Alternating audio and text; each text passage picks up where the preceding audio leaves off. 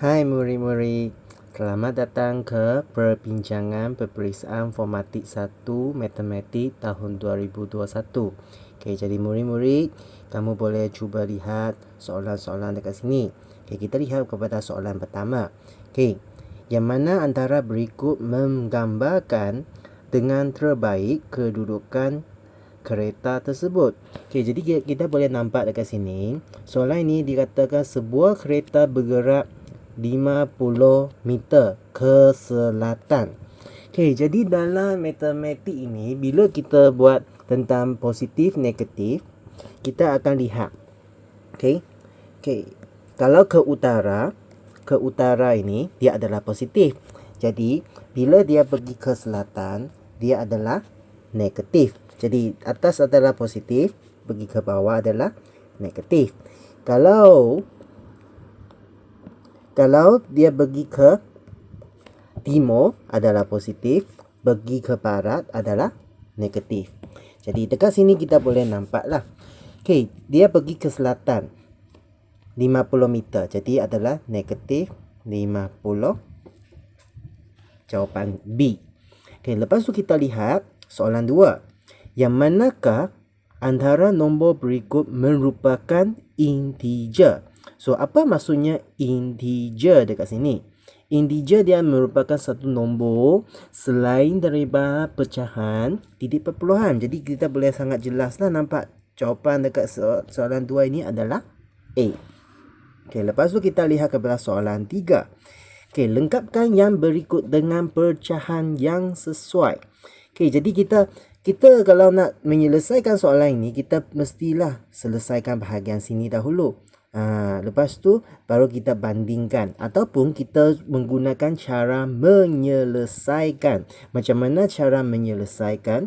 Jadi dekat sini negatif 1/2 tolak dengan 3/4 sama dengan 3/4 darab. Kita katakan ini adalah A. Jadi dia akan jadi lebih senang. Jadi dekat sini kita nak tolak, kita nak samakan penyebut dia. Jadi kita darab ini dengan 2, darab dengan 2 supaya penyebut ini jadi 4. Jadi negatif 2/4 tolak 3/4 sama dengan 3/4 darab dengan A. Jadi dekat sini negatif 5/4. Jadi ini 3/4 darab dengan A ni, 3/4 darab dengan A ni, 3/4 pergi ke sini, dia akan jadi bahagi 3/4 sama dengan A. Jadi kalau bahagi dengan pecahan, kita akan jadikan dia kepada darab. Jadi dekat sini kita akan nampaklah negatif 5/4 darab 4/3 A sama dengan A. Jadi A dekat sini 4 dengan 4 boleh masuk, negatif 5/3. Jadi jawapannya adalah C. Okey, kita lihat lagi kepada soalan 4. Apakah faktor sepunya bagi 18 dengan 42? Jadi untuk soalan ini, cara yang paling sesuainya adalah kita senaraikan faktor bagi 18 dengan 42. Jadi cara yang paling baik dekat sini adalah saya cari dulu 18. Okey, adalah 1 darab dengan 18, 2 darab dengan 9, 3 darab dengan 6. Okey, jadi ini kita nampak dia adalah U-turn. Okey, lepas tu 42 sama dengan 1 darab dengan 42, 2 darab dengan 21. Okey, 3 darab dengan 14. 4 tidak dapat, 5 tidak dapat, 6 darab dengan 7. Jadi kita boleh nampak lagi U-turn dekat sini. Okey, jadi sekarang saya senaraikan. 18 faktornya adalah 1, 2, 3, 6, 9 dengan 18. Okey, lepas tu 42. Okey, ada 1, 2, 3, 6, 7, 14, 21 dengan 42. Jadi dekat sini kita lihatlah mana yang sepunya. Common factor. Okay, jadi kita nampak 1, 2, 3, 6. Okay, jadi di sini kita tak nampak 1, 2, 3, 6. Tapi kita nampak 2, 3, 6. Ini yang paling dekat. Jadi jawapannya adalah D. Jawapannya adalah D. Okay, lepas tu kita lihat kepada soalan 5. Apakah 5 gandaan sepunya pertama bagi 4 dan 8? Okay, sebenarnya untuk soalan ini, cara yang paling senang adalah kita tengoklah. Dalam sini, adakah semuanya boleh dibahagi dengan 4 dengan 8 dengan sepenuhnya. Jadi kita semaklah. 8 boleh. Okay, 8 boleh dibahagi dengan 4. Okay. Boleh dibahagi dengan 8. Ini pun boleh. Okay. 20 boleh dibahagi dengan 4 tapi tidak dapat dibahagi dengan 8. Jadi, jawapan A tak mungkin sudah. 8, 12 tidak dapat dibahagi dengan 8. Jadi jawapan B pun tak mungkin sudah. Okay, jadi ada 12 pun tak mungkin sudah. Okay, 8, 16, 24 boleh bahagi 4, boleh bahagi 8. 32 boleh bahagi 4 pun boleh bahagi 8. 40 pun boleh. Jadi jawapannya adalah D. Jadi ini adalah cara yang paling cepat lah untuk kita mendapatkan jawapan bagi soalan 5. Okay, lepas tu soalan 6. Antara yang berikut, yang manakah merupakan faktor perdana bagi 24? Pertamanya kita kena cari faktor bagi 24 dahulu. 24 faktornya 1 darab 24, 2 darab 12, 3 darab 8, okay, 4 darab 6. Okay, lepas tu tak ada lagi. Okay, jadi dekat sini semua ini adalah faktor dia. Faktor perdana adalah apa? Ada 2, ada 3. Yang lain bukan. Kenapa? Kerana kita tahu bahawa bagi faktor perdana, nombor perdana, semua nombor genap bukan nombor perdana kecuali 2. Jadi ini nombor genap. Okay? Ini semua adalah nombor genap. Kecuali 2. Jadi jawapan dekat sini kita boleh nampak yang ada dekat sini jawapannya B, 2. Okay, kenapa? Kerana 3 tak ada. Jadi kita pilih jawapan yang paling dekat. Okay, kita akan pilih jawapan yang paling dekat. Okay, lepas tu soalan 7. Soalan 7. Raja 1 menunjukkan kaedah pembahagi berulang bagi menentukan faktor sepunya terbesar bagi nombor 18, 36 dan 42. Apakah nombor yang sesuai untuk diisi dalam petak yang tersebut? Okay, jadi kita boleh nampaklah. Okay, 2 bahagi 9, 9 bahagi 2 adalah 9 bahagi 3 adalah 3. Jadi jawapannya C. Sangat mudah saja. Okay, kita lihat lagi kepada soalan 8.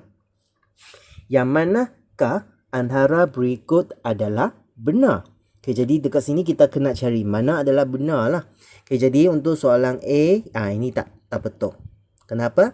Kerana 4 kuasa 3 adalah 4 darab 4 darab 4. Bukan 4 darab 3.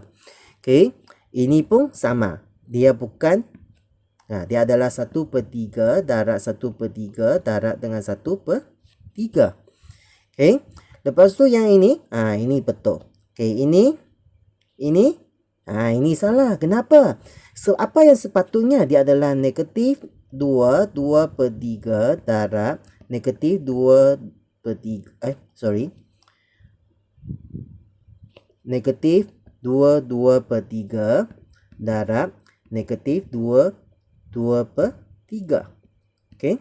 Jadi ini baru betul. Jadi jawapannya adalah C. Okay, lepas tu soalan 9. Yang manakah antara nombor berikut bukan nombor kuasa 2 sempurna? Okay, macam mana kita dapat nombor kuasa 2 sempurna? Nombor kuasa 2 sempurna adalah 1 kuasa 2, 2 kuasa 2, 3 kuasa 2, 4 kuasa 2, 5 kuasa 2, 6 kuasa 2, 7 kuasa 2, 8 kuasa 2, 9 kuasa 2, 10 kuasa 2. Cikgu hanya buat 10 contoh untuk kamu tengok lah. Okay.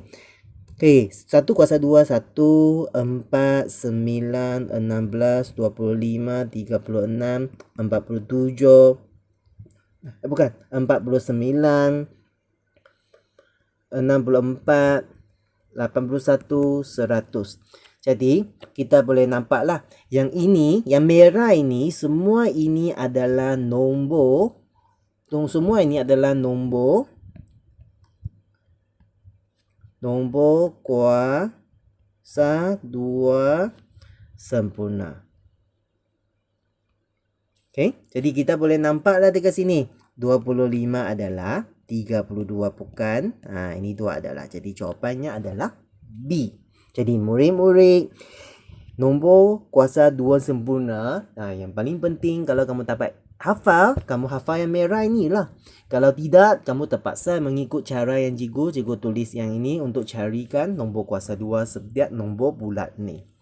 Okey, lepas tu soalan 10. Cari nilai bagi punca kuasa 2 1/4. Okey, jadi macam mana? Mula-mula kita kena jadikan dia kepada pecahan tak wajar. 2 darab 4, 8 tambah 1, 9/4.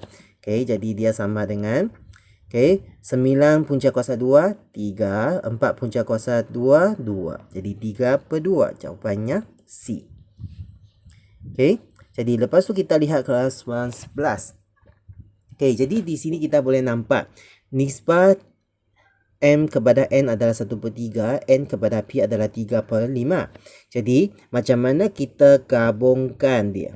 Okey, jadi cara yang cikgu buat dekat sini adalah MN adalah 1/3, NP adalah 3/5. Jadi, kita boleh nampaknya 3 dekat sini adalah sama. Jadi, tidak ada halangan kita terus samakan dia dalam bentuk ini. Jadi, jawapannya A. Kecuali dia ada bentuk lain lagi supaya kita boleh buat. Jadi untuk yang ini, kalau murid-murid nak tahu dengan lebih lanjut, sila rujuk lagi kepada buku test. Kalau ada apa-apa soalan, boleh PM kepada cikgu untuk lebih lanjut lagi. Okey, soalan 12.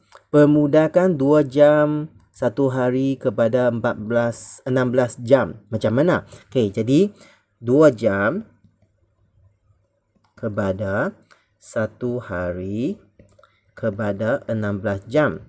Okey, kita boleh nampak dekat sini, masalah dekat sini adalah tentang unit. Jadi kita tukar dia kepada unit yang lebih kecil, iaitu jam. Jadi 1 hari adalah sama dengan 24 jam. Jadi dia sama dengan 2 jam kepada 24 jam kepada 16 jam. Jadi sekarang jam dia semua sudah sama. Jadi 2 kepada 24 kepada 16. Okey. Lepas tu ini boleh dipermudahkan lagi. Jadi sama dengan 1 kepada 12 kepada 8. Jadi jawapannya kita boleh nampaknya adalah A. Okey. Lepas tu soalan 13. Jika harga 8 biji apple merah ialah RM10, maka harga 12 biji apple merah ialah, jadi sekarang dekat sini kita perlu cari 1 biji apple berapa harga ni ya? Jadi caranya adalah RM10 bahagi dengan 8 biji pun sama dengan 5/4. Okey. Jadi sekarang ada 12 biji. Sama dengan 12 darab dengan 5/4. 1, 3, 15. Jadi jawapannya adalah RM15. Okey, jawapannya adalah RM15. Okey, lepas tu kita tengok lagi soalan seterusnya. Soalan 14. Antara pasangan sebutan yang berikut, yang manakah adalah sebutan serupa? Jadi dekat sini sebutan yang serupa macam mana? Dia kena mempunyai huruf yang sama. Macam ni ada A, ada B, ada C. Sebenarnya jawapan A adalah serupa. Tengok B. P dengan I ni tak serupa. Kamu dengan C ni, C ni apa bezanya? C ni kita boleh nampak ini ada kuasa 2, tapi di sini Di sini tak ada kuasa 2. Okey, lepas tu untuk yang D ini, ini ada Z. Tapi yang di sini tidak ada Z. Jadi di sini kita boleh sangat nampaklah jawapannya adalah A. Lepas tu kita tengok lagi soalan 15. Antara berikut yang manakah perkali bagi A kuasa 2 B kuasa 3? Jadi A kuasa 2 B kuasa 3 sebenarnya dia darab dengan apa? Apa depannya? Sebenarnya dia darab dengan 1. Jadi jawapan perkalinya adalah B. Ingat, setiap huruf depan kalau tak ada nombor, kita akan ambil 1 sebagai perkali dia. Okey? Ingat, kerana 1 itu biasanya kita akan abaikan, tidak ditulis. Okey, soalan 16. Berapakah bilangan sebutan di dalam ungkapan algebra yang berikut? Berapa? Kita boleh nampak setiap ini adalah berbeza. Jadi 1, 2, 3, 4. Jadi jawapannya adalah A. 4 sebutan. Okey. Lepas tu kita lihat lagi soalan yang seterusnya. Soalan 17. Diberi bahawa X sama dengan 5, Y sama dengan -1. Cari nilai bagi 2X tambah 3Y tolak 7. Jadi 2X, X berapa? X adalah 5. Tambah 3Y, Y adalah berapa? -1 tolak 7. Jadi 2 darab 5, 10. Positif, negatif, 3 tolak 7. Jadi jawapannya 7 tolak 7 sifar. Jawapannya B. Okey. Lepas tu soalan 18. Yang manakah antara berikut adalah persamaan linear dalam satu pemboleh ubah? Okey. Dia hanya perlu satu pemboleh ubah dan dia merupakan persamaan linear. Tengok kepada A. A ini dia ada 2 pemboleh ubah. Dia ada 2 pemboleh ubah.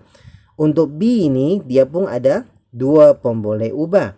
Untuk C ini dia bukan persamaan. Dia bukan persamaan. Dia adalah ungkapan. Okey, untuk C ini satu pemboleh ubah ada sama dengan, jadi jawapannya adalah D. Okey, jawapannya adalah D, iaitu satu persamaan linear dalam satu pemboleh ubah. Okey, kita lihat lagi kepada soalan 19. Okey, kita nak selesaikan dia. Jadi macam mana? Jadi S tolak 2 pergi ke sebelah sana akan jadi tambah 2. Jadi S sama dengan 5 tambah 2, 7. Jawapannya adalah D. Okey, kita lihat lagi kepada soalan yang terakhir.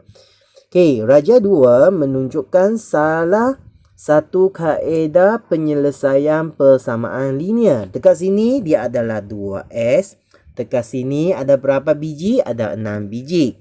Okey, jadi berapa nilai S? Jadi dekat sini kita boleh ungkapkan dia adalah 2S sama dengan 6. Jadi S sama dengan 6 bahagi 2. So, S sama dengan 3. Jadi kita selesai, kita dapatkan jawapan S adalah sama dengan 3. Jadi murid-murid, untuk bahagian A objektif ni cikgu telah bincangkan sampai sini. Untuk bahagian seterusnya kita jumpa lagi pada video yang seterusnya. Bye-bye.